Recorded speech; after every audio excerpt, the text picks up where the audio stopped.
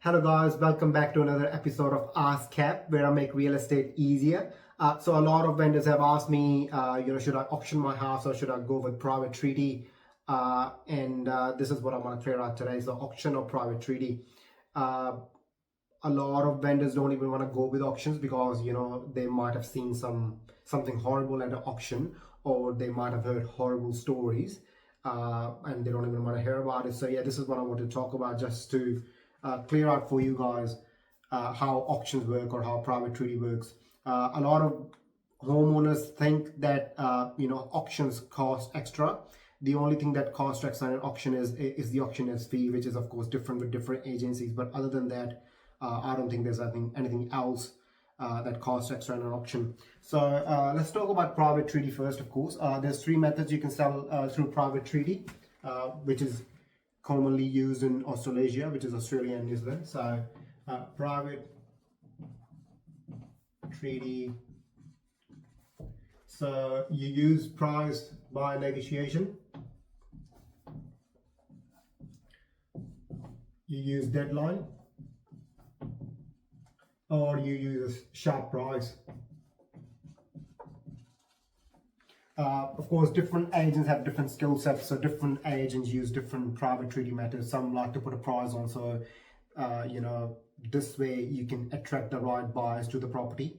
Of course, if you put the price too high, you won't create that emotional connection with the buyers, and they won't even come to the property. And if you put it too low, you might get a lot of buyers through, but you might undersell your property. You might be able to create competition, but it's just a bit of a wrong guard there with price.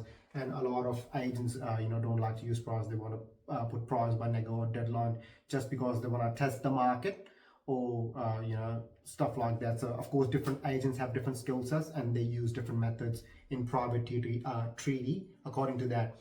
Auction, in my personal opinion, you do auction for 6 reasons, and I'll describe them here. So auction,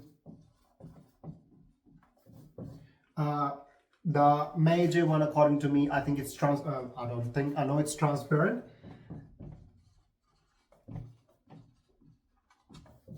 So what I mean by that is it's transparent. Is in private treaty, the buyers put an offer on paper, and legally we're not allowed to tell what the other buyer has put the offer in for, the price of it. So this is the major one, the reason a lot of people go for auctions, because it's transparent. When a buyer, or when a couple of buyers go in the auction room, and when the auctioneer is getting the bidding started, everyone can see what the other person is offering. So this creates social proof, which is really important to get any property sold for the premium price, because according to human psychology, everyone wants something that the other person wants. So if a buyer wants a property and the other buyer wants the same property, and there's a third buyer who wants the same property as well,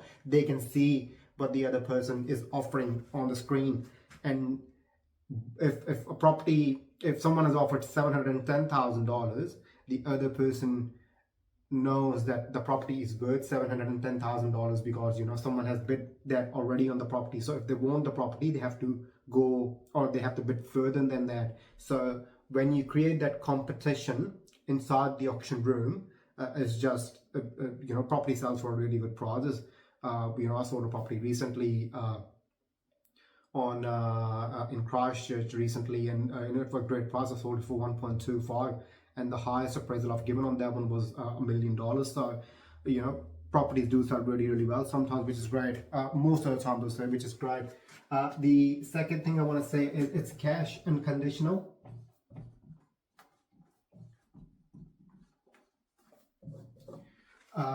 So when a person puts an offer on the paper on private treaty, they get however working days they want to get the due diligence done. So they might want to get a building report, they want to get their title sorted, they want to get their lawyer's approval, they want to get the insurance sorted, any specialist report, or they want to get their finance sorted. So This is not cash and conditional in private treaty. Of course, they have to have 10 working days or 5 working days or 15 working days. And, by giving them more time in private treaty, sometimes they do find other problems as well. So this is the thing with private treaty. The process go afterwards. It's not before. Whereas with auction, anything that they're bidding at the auction, it's cash and conditional. So they have to do their due diligence before they have to put a bid on the property. So which is the reason they check everything, like the building report they check beforehand, the title, they need to get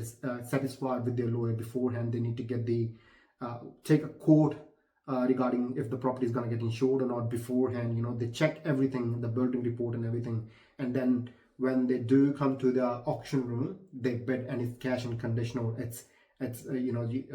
It just works amazingly. Like, there's no process afterwards. The third thing I want to say to you, less reaction time.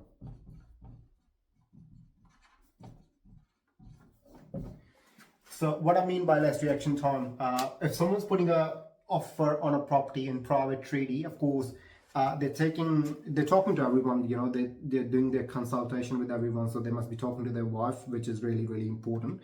But they're talking to their kids, they're talking to their neighbors, their friends and everything, and they're making this decision based on what they are hearing from other people, and which is why a lot of times this create problems as well. It's not bad, like a lot of people use private treaty, but in the auction room, once you do get to the auction room, there's less reaction time, because if someone's bidding and there's a second buyer bidding and you're the third buyer, you don't have much time to think what you would like to bid for, because of course you get 10 seconds or 20 seconds or 5 seconds sometimes to bid for the next one, otherwise the property will get sold to the other buyer. So less reaction time, of course. If someone has bid $710,000, in the next 5 or 10 seconds you have to say $715,000, otherwise the property will get sold to him or her. So yeah, less reaction time, that's really, really important. And it's more emotional as well because of this. And I always talk about in all my other videos as well regarding that emotional buyer. If you do have that emotional buyer, and let's say there's 3 of them, this process works really, really well. So it's a more emotional process for the buyer. So it creates premium results, which is really, really great for the vendors. The other 3 things I want to talk about, it's regarding the market of the house. So the first thing I want to say is desirable. So if your house is desirable, I would really go for auction, because if your house is unique, if you know that it's gonna be liked by a lot of people, that's really, really good. So I would definitely go for auction, because you can already see that there's gonna be competition around your house, which is what we want. Because to get the premium price for any house, the best thing is you can create competition. So desirable. The second thing I want to say is demand.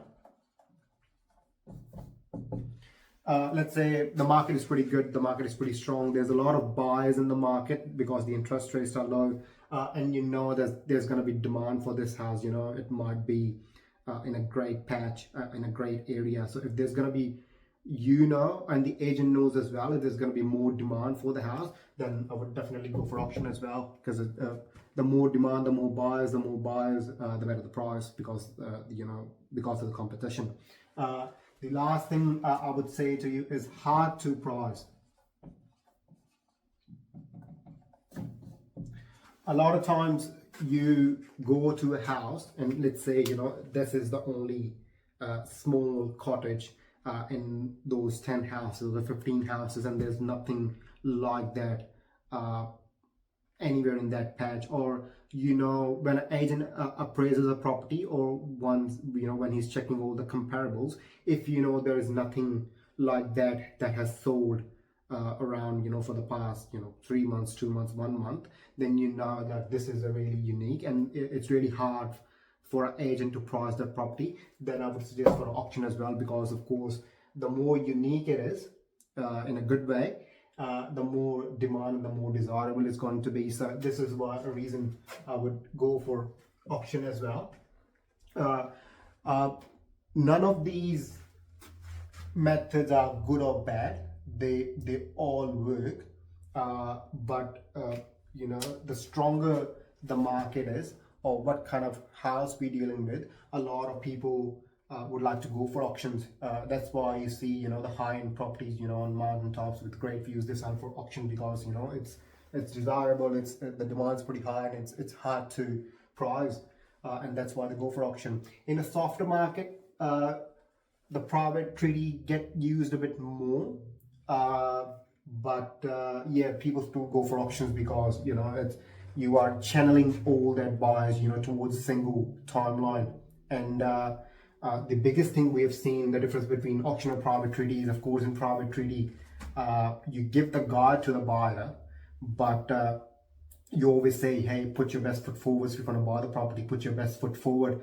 And a lot of times what I've seen in my experience, they think they have put their best offer, but a lot of times, just for the fear of paying too much, they don't put their highest offer or the best offer to want the house. And once the property sells to another buyer and they're like, hey, what did that sell for? You tell them, they're like, oh, I would have paid more than that, but they didn't, just because they were in the fear of paying too much. Whereas auction relieves that fear, because everyone can see, the bids are transparent, everyone can see what the other person has offered, which is where the auction works really well.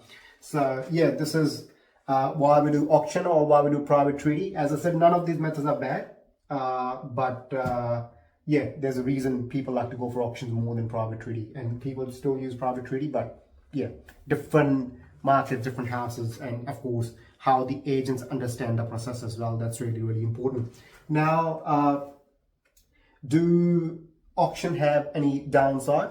I think it does, but it's not a huge downside. The only thing is if it doesn't sell on the auction day, but that's not the end of the world, because this is how the buyer engagement works, and I talk about that in all my other videos as well. So for the first 30 days, as I said, the demand goes like this of the house.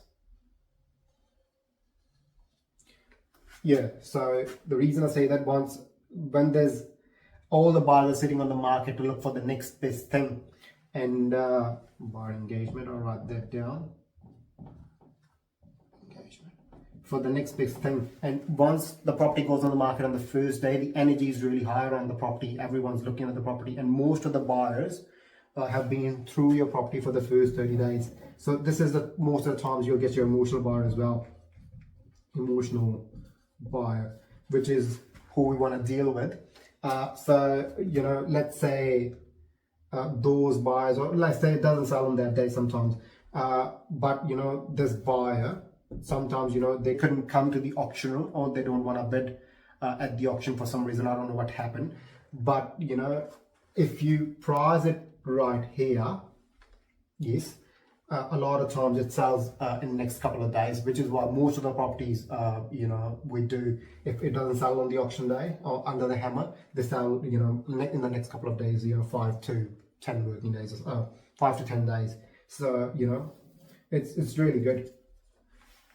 So there's not a huge downside to it. And if that buyer doesn't buy it, then most of the time there's someone else who's pretty interested in the property as well, who buys it there. So there's not a huge downside to the auction method. So this is the only downside I'll talk about. But a lot of times, if the agent doesn't understand the process, and if he doesn't manage the auction process well, this is the reason why it happens. But even if it does happen, if you manage these other buyers who could buy it after the auction process is finished, because it's a 3-stage process, you can sell the property in the next couple of days. So works really, really well.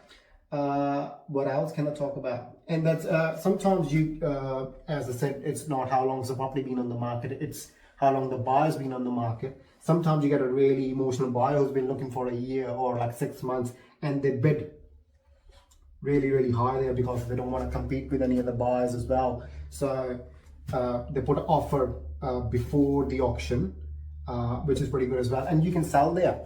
You can sell there if you want to. Or if you don't think the price is still not enough, then you can go to the auction still. So that's pretty good as well. And this buyer can come to the auction, or they can put their offer store, and this just creates urgency between the buyers as well. So yeah, this is why we do auction, and this is the reason why we do private treaty. But for this to happen, the agent does really need to understand how the whole process works. So the other thing I would like to say, it doesn't matter what method you choose, or how you do it.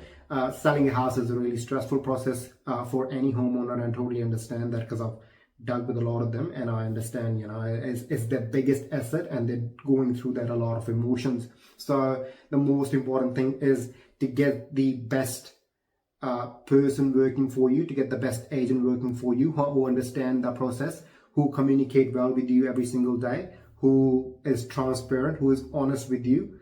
And I'm pretty sure he'll be able to take a lot of pressure off you as well. So yeah, this is what I wanted to talk about regarding auction or private treaty, and I'll bring some more episodes of Ask Kev. Thank you. Bye.